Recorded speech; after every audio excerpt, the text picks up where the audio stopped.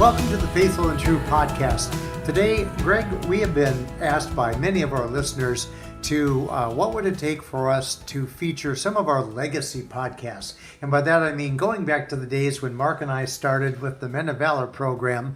We didn't know what a podcast was back in those days, but we knew that Mark had a lifelong dream of having a radio show or an online radio show. Didn't quite understand what a podcast might mean to us. So we started with the Men of Valor program, and things just kind of grew from there.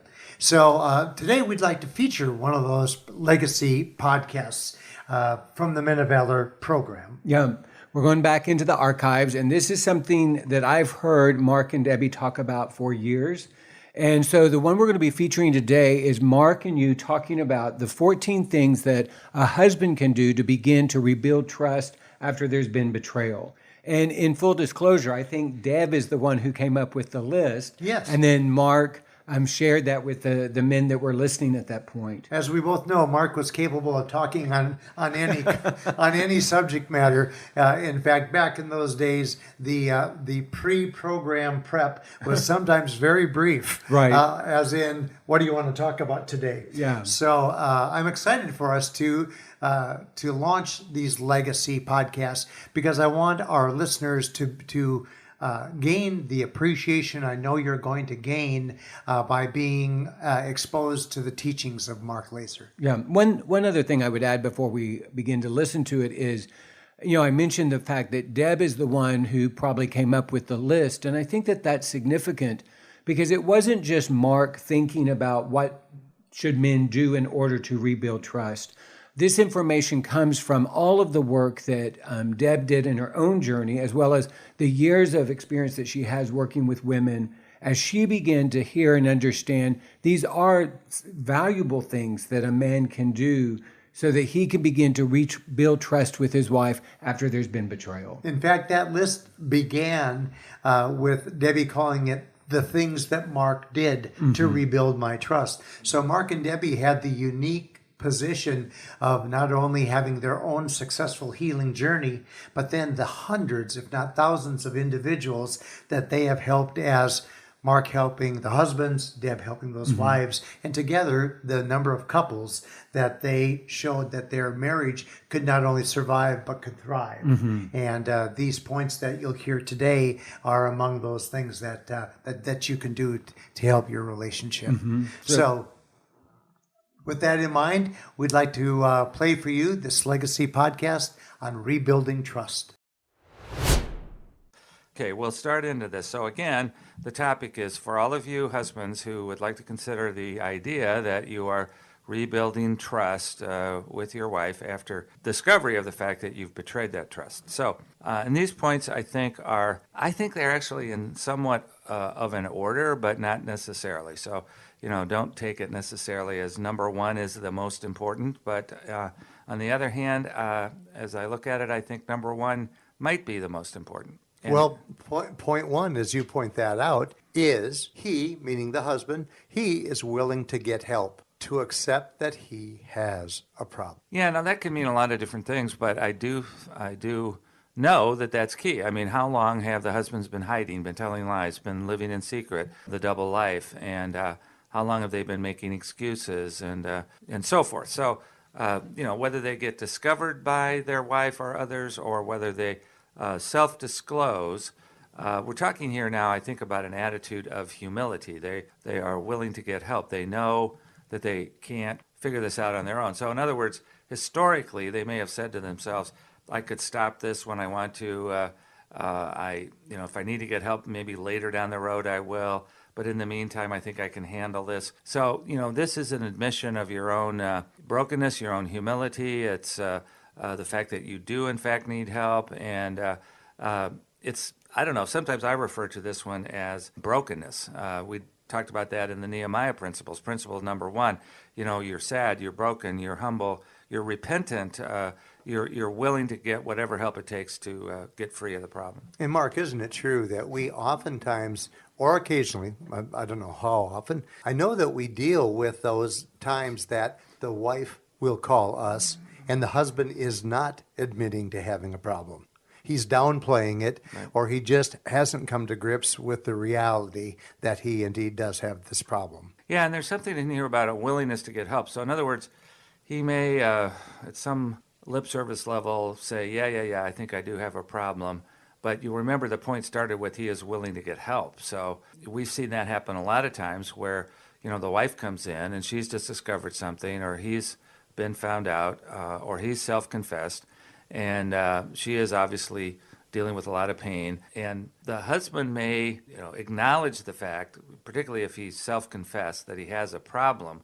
But it's more than that. It's his willingness to get some help. So, that's going to speak much more loudly to the wife, that he's willing to do that. And that just kind of leads to his dedication to her and his willingness and desire to keep the marriage going. That's right. Because so oftentimes these men who have been struggling with sexual purity issues, it too often leads to infidelity, and that infidelity leads to more serious problems. And they really do, in most cases, want to keep see what they can do to repair and heal the marriage. Well, I think it's number two kind of gets at this, that it's not just that they're willing to get help or they're humble about this, but it's like the way Debbie writes it here is he is broken and remorseful. He has a changed heart. He wants to get well, which is the first spiritual question that we've always talked about, and that is, this is not about pacifying his wife now. This is not about placating. This is not about being codependent. This is not doing it because if he doesn't do it, he's going to wind up divorced. This is a changed heart. This means that from the center of his soul, he is willing to get well for himself. And one of the ways we always put this is even if you don't wind up staying married, we'd still like that attitude to be present in you, that you have a changed heart, that you want to be sober for yourself. We had a situation yesterday where, it takes too long to describe, but the wife had just, more or less had it with a variety of different factors and announced to us that she was going to be divorced and had, talked to a lawyer and was going to file papers. We never like hearing that, although at times we accept it, particularly if, number one and number two are not in place. But the husband, at some point during the session, said, I just need you to know that I still love you and I am going to stay sober for me and also my role as father to our children. And I thought that was a humble heart at that point. Yeah, and that's proving your point right there in point two. He is broken and remorseful, and he wants to get well. Well, there's other things to motivate us, too. It's not just staying married. It's also, wanting to break the cycle of addiction. It's, the cycle of addiction which affects the sins of the father being passed down to the next generation. He wants to be sober for his children. And I think the great thing he did, which was an indication of this, is that he didn't try to argue her out of it. I think historically that had been part of the problem. He had used way too many words, and it just drowned her out with defensiveness. So, part of this changed heart is, not being defensive. Can we share point number three here? Okay, so point number three is he's willing to do whatever it takes to stay sober and to change his life. Many men for accountability, counseling, working on trauma, etc. Yeah, I think you can see, I think the listeners can hear how all of these points are related. So in other words, if you are willing to get help, if you are broken and humble, if you have a changed heart, then you will do whatever it takes to stay sober. And it does mean, going to at least a group and having men in your life with whom you're accountable.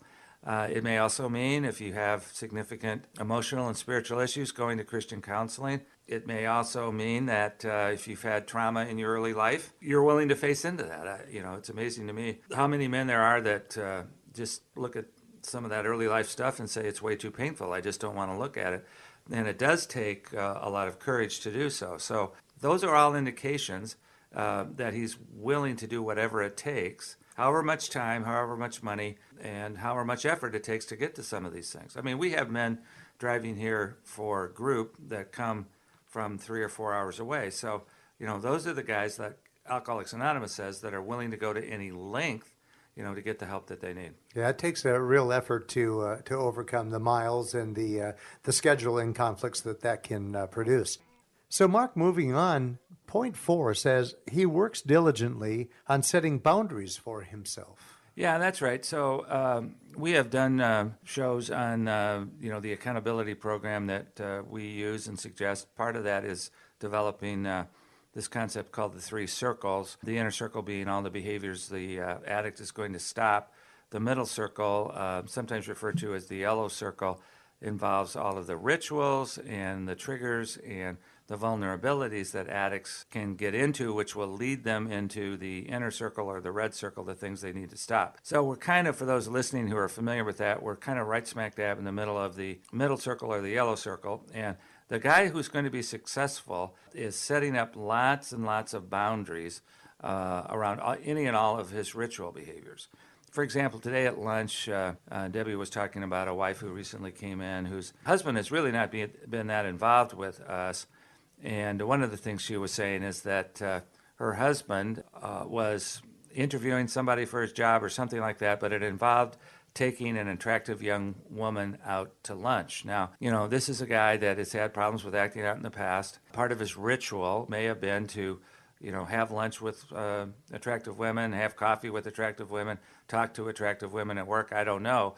But the guy that's going to avoid having affairs or sexual encounters with other women is not going to do anything in private with any women, and that's got to be a part of his ongoing program. So, there can be lots of other things in terms of, what you watch, what you don't watch, where you go, where you don't go, that kind of thing. We talked a lot on the show about boundaries, but I think the key point here is that the addict or the husband here is establishing these boundaries for himself, because if he doesn't do it, I think here's an important point that Debbie would emphasize, and that is, if he doesn't do it, it's going to be very tempting to do it for him. And this is where wives get involved, kind of, as we say here, jumping in his hoop, suggesting things, and maybe sometimes not always in the most kind of ways, but do you think you should be watching that? Do you think you should be going there? Do you think you should be having lunch with that woman? That kind of thing. So the point here, I think, for the men is the more proactive they get about defining and practicing their own boundaries, the less likely it will be that their wives are going to have to do it for them, and their wives can relax and have a sense of peace.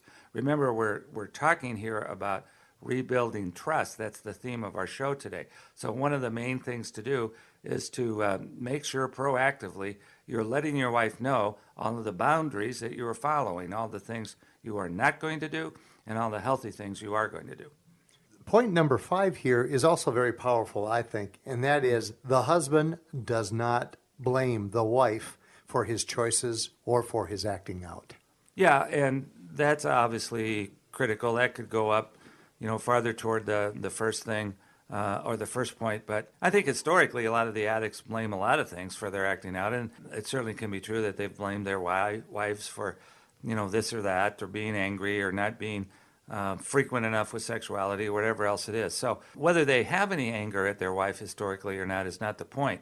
If they're going to build trust, they're going to have to stop blaming her for any of their behaviors. And this is, again, going back to points 1, 2, and 3. You're taking responsibility for your own behavior. The next point on point 6 is he shows patience for the wife's questions or dealing with her anger or addressing her hurt, her pain. Yeah, when I think of this one, I always think of the truth kind of anthropologically that men are fixers. They have a fix-it nature inside them. Women do too, I think. I think this is a gender stereotype that we have that's not always accurate. But I do know that it's oftentimes the case that the addict, having been the offender, the one who's betrayed trust, he would like it to be fixed pretty fast. So he would like to do whatever he can to get his wife to trust him again. But his sense of timing of that is probably 1 or 2 weeks, where, our sense of timing of that may be 1 or 2 years. So there's a disconnect there someplace, and I often run into it. And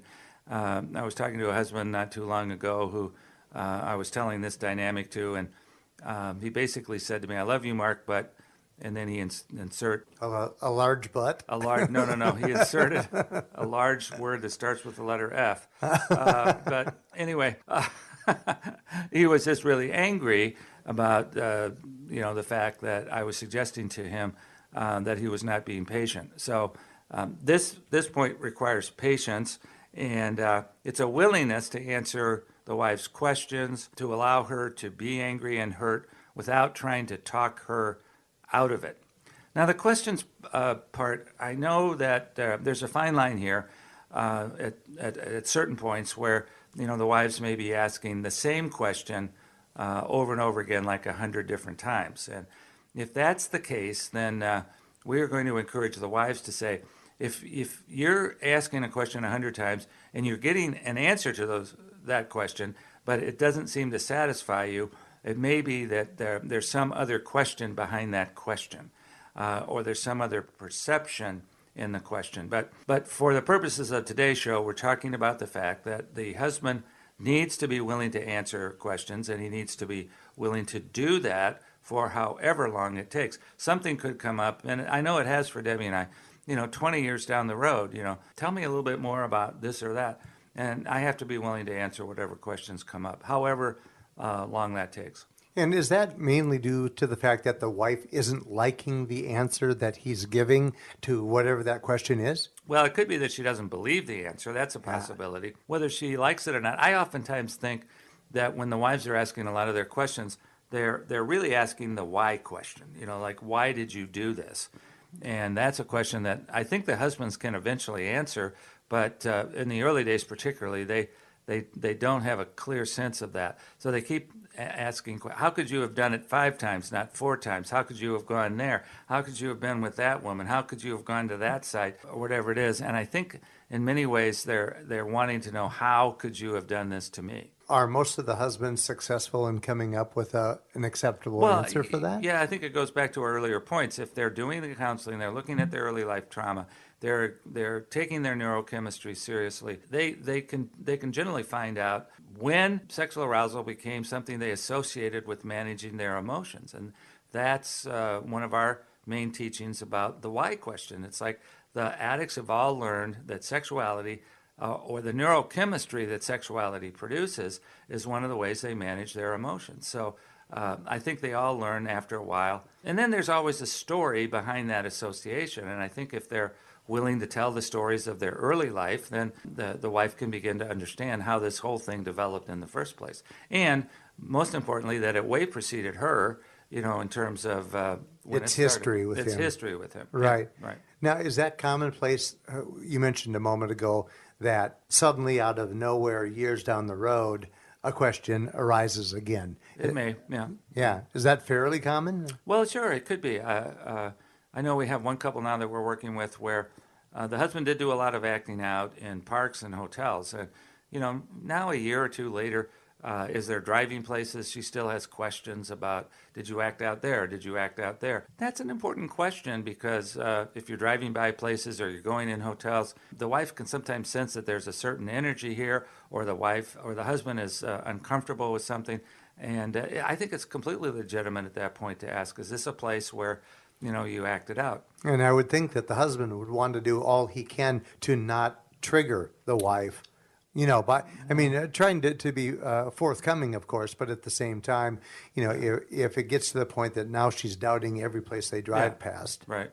Well, I think, one of the things we're going to try to teach our couples is how to have safe conversations when they are triggered. So, we're going to hope that we never completely avoid triggers, and what we can learn is how to talk about them with each other in safe and healthy ways. When they do happen, right? Yeah, right. First of all, we're going to want to thank Debbie for contributing this list to us. But our last point today is going to be the husband supports the wife's need to get help, whether that be the money that will be necessary or the extra effort in helping with their kids. Well, those are two things. But the idea that the husband is willing to financially or in terms of childcare, or whatever else he needs to do, taking time off work to watch the children, working an extra job to earn money. He does whatever he needs to do. I mean, we've always looked at the financial resources of a couple and said that it needs to be distributed 3 ways. A third of it for the husband and the help he gets, a third for the wife and the help she gets, and then a third of it for their couples counseling. And some of the husbands historically have controlled the checkbook, the bank accounts, and all the money. A lot of times the wives come in here and they are unaware, in fact, of how much money they as a couple actually have. I mean, I'm surprised by that. I mean, as we all know, you and I know, Debbie is incredibly competent when it comes to handling financial matters. So I've never had the thought, number one, that Debbie didn't know about any of this stuff. But there are a lot of wives out there for whom that is true. And the husband, I think, in his humility, his brokenness, his change of heart, I think he needs to let her know. I think he needs to start including her in that. And he needs to tell her, yes, we have enough money for you to go to counseling, or we have insurance, or we have whatever it takes. I will do whatever it takes to watch the kids to make sure you can get to your group or go to your counseling session, that kind of thing. Well, I think it's one of our most frequently asked questions as to whether or not the wife can ever trust the husband again. And I would love for our listeners to know that, yes, that can certainly take place. It may take longer than you'd like for it to take, but certainly it does happen. Debbie, I've heard her say 100 or more times in public speeches that she completely trusts me today, and in fact doesn't even think about it that much anymore, if it weren't for the fact that we're doing speeches and writing books about it. Exactly. Launched a career on that. Right. Well, thanks for that great knowledge and wisdom there, Mark. Number 8 on this rebuilding trust list is, he doesn't let my behavior, opinions, or feelings distract him from staying sober, demonstrating internal motivation. Well, yeah, it's sometimes hard just to read the bullet point there, but basically what I think this means is that the wives' reactions, particularly during the first year, are going to be a roller coaster. That's how we describe it. We sometimes say it's like a slinky.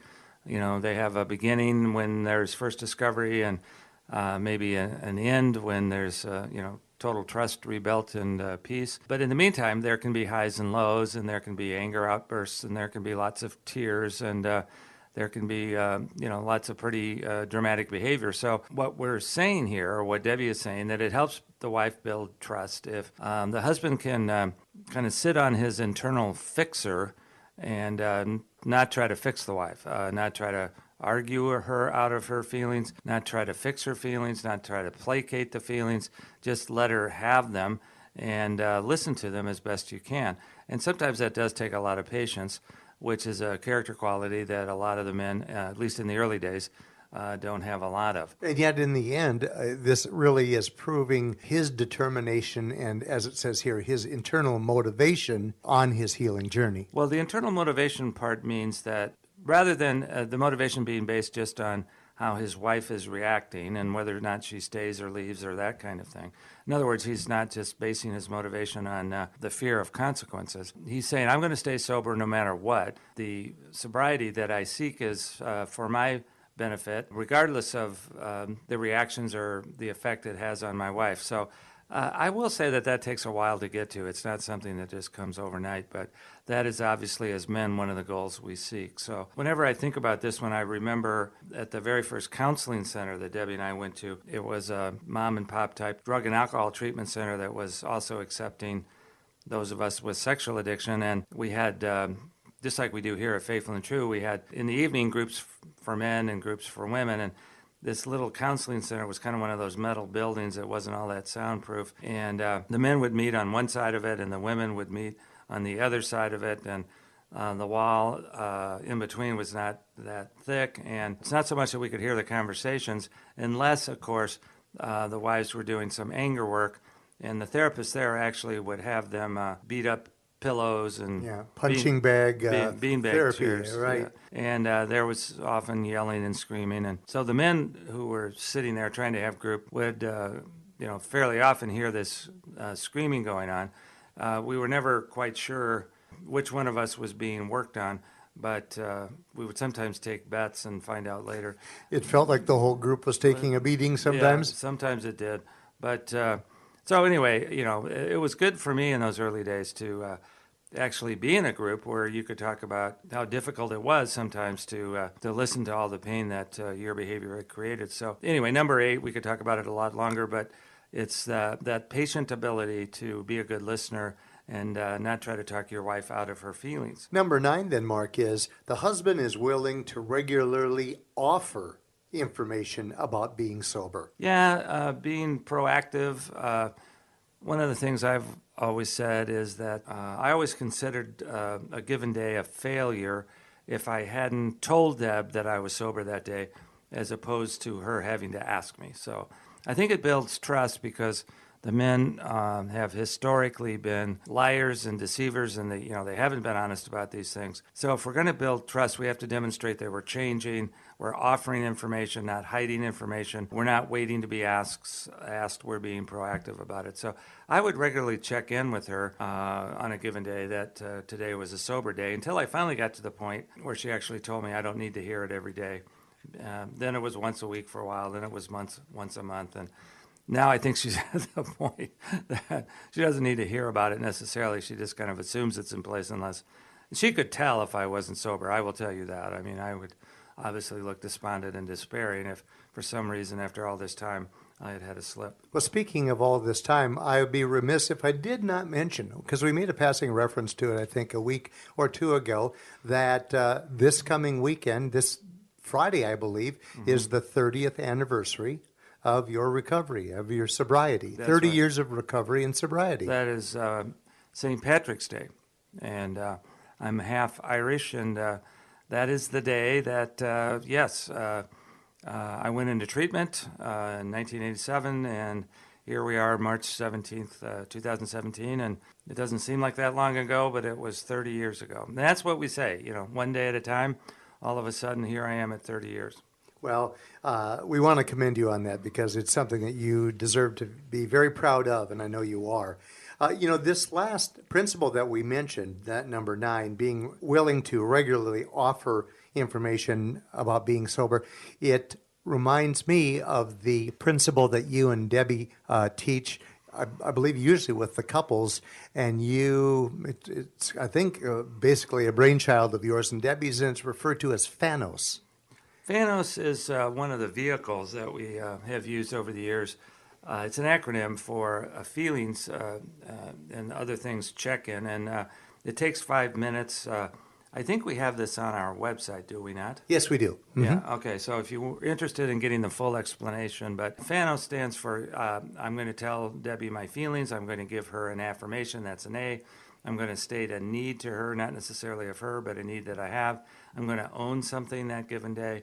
And then the S is I'm going to check in about whether I'm sober that day. So that's Thanos, and the wife similarly checks in and figures out something for the S for herself.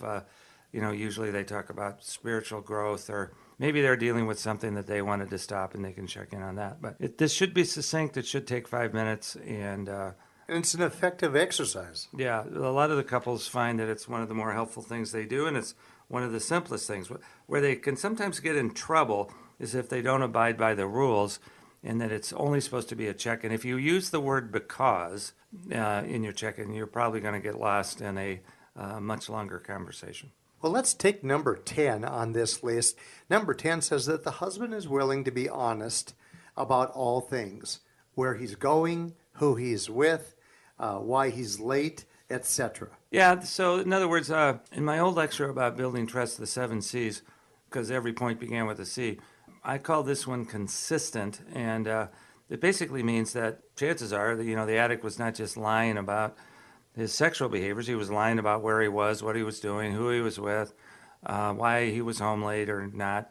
And so building trust is about being honest in everything you do. One of the oldest examples that we think of is if you say you're going to be home for dinner at 5:30, be home for dinner at 5:30. If you can't be home because something has come up, then make sure you call or text, I guess these days, and let your wife know that you've had something come up at the office or wherever, and you're going to be X amount of time late. So if you say you're going to take the kids to do something, do it. In other words, whatever you're committed to do, whatever you say you're going to do, whatever you say you're not going to do, be consistent in not doing or doing those things. Well, in other words, what you're really doing is you're encouraging our husbands out there, our male listeners, to be an open book. That's right. And, in the early days, Debbie had access to my phone. I guess I'm trying to remember what that was like because we didn't have cell phones back in the early days of my recovery. We didn't have emails.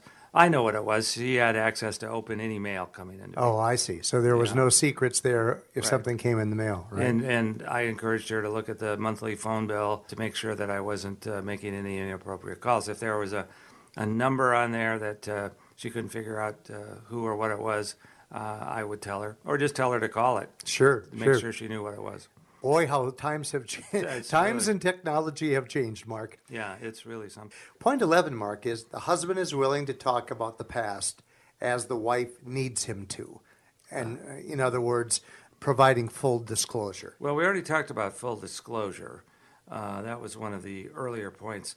What this is referring to is that after there has been full disclosure, if the wife needs to talk about any of that she's learned or discovered, that she has the freedom to ask questions about this. And the wife, when she does it, the husband is willing to answer those questions. And she may have, 10 years down the road, she may have something that comes up, something that triggers her, something that runs across her awareness, and it may spark a question in her, and we're willing to answer whatever questions they have. The most famous story that I tell about this, I don't know if it's famous or not, but I'm the kind of extemporaneous speaker where I can be in the middle of a speech and something comes to me, and I'm not always sure where it comes from. I hope sometimes it comes through the inspiration of the Holy Spirit. But I was giving a speech over in Wisconsin someplace, I think, and it was being recorded, and I was in the middle of telling my story,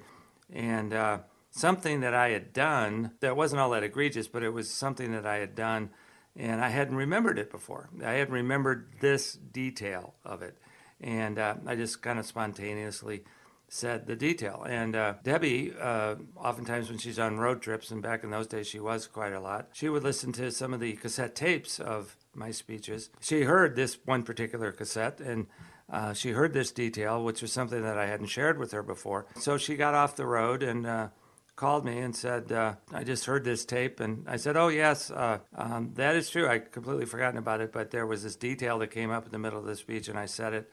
And obviously it was recorded. And is there anything else you need to know about that? And she said, no, I just kind of found it interesting. Isn't memory an interesting thing? So at that point, she was a number of years down the road. Sure, so a lot more secure in Right. in the healing journey and that process. Yeah, but we could be talking about a lot of stuff that's happening in the first year for sure. With Right. this one. Well, the 12th point, Mark, on this list is that the husband establishes many boundaries for himself so as to resist temptation and triggers or rituals that would lead to him acting out. Well, basically that means that the husband is going to do what he can to share the program, so to speak, that he's working on.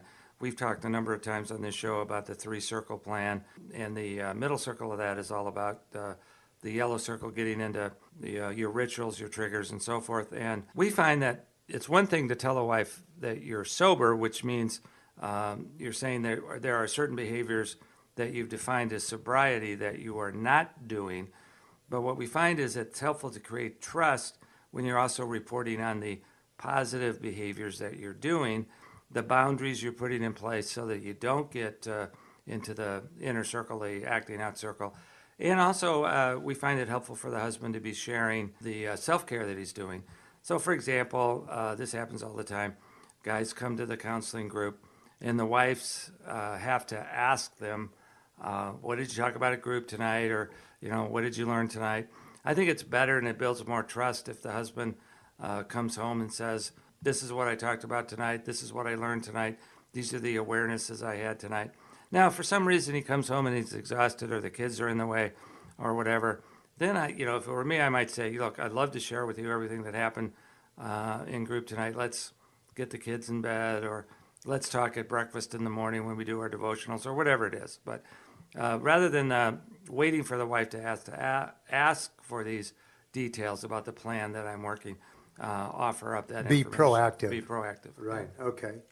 Well, point 13 of our rebuilding trust list is the husband is willing to maintain additional boundaries that would help the wife feel safe. Yeah, this is kind of a fine line because we also teach the men that they cannot manage their wives' anxieties, and that she has some responsibilities for working her own plan and program around that, going to her groups, calling her accountability partners. But what this means is that there may be certain things that the husband may not think are all that important. He may not feel all that triggered by, but the wife is triggered by them. So if I'm willing to serve and make amends, it's a boundary that I would be willing to observe. So that's being especially sensitive or alert to what her triggers are, right? Is that what I'm hearing? Well, yeah, not all of her triggers, but her triggers around things that she sees that I'm doing or not doing that might cause her some anxiety. I think this is an important one, particularly in the first 6 months or so. But it basically means that the wife says, when I see you watching that, it causes me a great deal of concern. The husband may decide, even though that particular program may not be a huge trigger to him, he will abstain from doing that if it serves her. Sure. Well, Mark, this collection of important points on rebuilding trust comes to the conclusion with point 14, which says the husband is working on understanding the why of his addictive behaviors, the deepest root causes. Yeah, I think that's the main question that the wives have. I mean, that's a large question. It's like, why did you do this? How could you do this? How could you do this to me? I think this shows up in a lot of other forms. Sometimes the wives want to describe some behaviors that the husband is doing. And basically behind the question is always the why question. Why are you doing this? And so what this says is that it's one thing for the husband to stop all the sinful behaviors. It's another thing to understand how they got into them in the first place. So, well, I think it's one of the leading questions that are on the mind of the guys. Tomorrow morning, we're going to welcome 30-plus men coming to us from across the country for the Men of Valor 3-day intensive workshop. Right. And I can tell you from talking to so many of them as they call to register or have questions about the workshop, that's weighing heavily on their mind. I want to get at why do I do these things? That's right. And so it's interesting as you said that. I think that a lot of the men come and they just want to learn how to stop. And but we're going to hammer them and help them and hopefully facilitate talking to them about their history through some exercises. And we hope that they leave the workshop with some understanding of the why. I know that I address it a number of different times in terms of how to make the associations back in their history.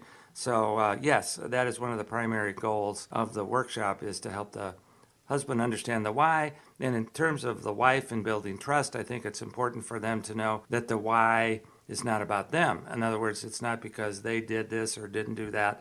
It's the addiction is brought into the marriage, and the beginning of it started at a much earlier point, which means that the husband is going to have to be willing to do some of this deeper work. Well, then, Mark, wrap up these 14 points for our listeners and, give us that ray of hope as we have tried to digest these 14 points in rebuilding trust. Well, I think one of the things that men are going to have to be aware of that might be listening to this, particularly if they're in the early days of their recovery, is that this whole thing involves a great deal of patience, and it involves a great deal of love and understanding of your wife. And in the early days of your recovery, you might not be seeing behaviors on her part that would inspire you to want to serve that, or you've got some age-old anger. And my recommendation is that if you're angry at your wife and don't feel like doing any of this kind of stuff, that you definitely get some help for that. Talk to your group, talk to your counselors, take it to the Lord in prayer. But this is a way, these 14 things are the ways that we serve, and I think more importantly, it's a way that we make amends for all the stuff we've done. Well, Greg, as we had promised, that I'm sure that the listeners have gathered great direction and great guidance from the words that Mark shared with us on that podcast. So listen, in the future, we're going to be sharing kind of the part 2 of that particular podcast. And in that podcast, Deb joins Mark to talk about this idea of rebuilding trust and what it looks like for a couple. Because we know that for couples where there has been betrayal, this issue of rebuilding trust at first is a mystery. It's even a question of whether or not it's possible. And Mark and Deb do a great job of inviting couples to this journey of rebuilding trust. So join us again. Great. Thank you for joining us on this Legacy podcast, and we look forward to bringing you more Legacy content in the months and weeks to come.